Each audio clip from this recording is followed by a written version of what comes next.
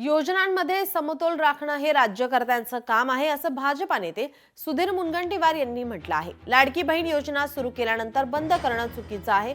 आर्थिक स्थिती सुधारायची असेल तर दर आठवड्याला बैठक घेण्याचा सल्लाही मुनगंटीवार यांनी दिलेला आहे.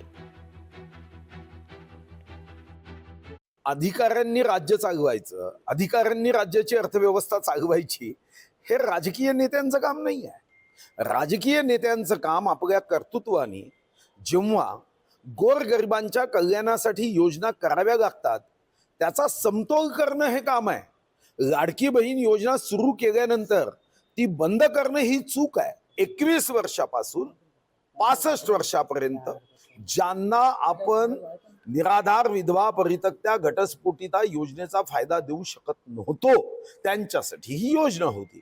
65 वर्ष झाल्यानंतर या योजना त्यांच्यासाठी लागूच होत नाही. त्यांना मग श्रावणबाग योजनेमध्ये अर्ज करावा लागेल किंवा ऑटोमॅटिक शिफ्टिंग करावं लागेल.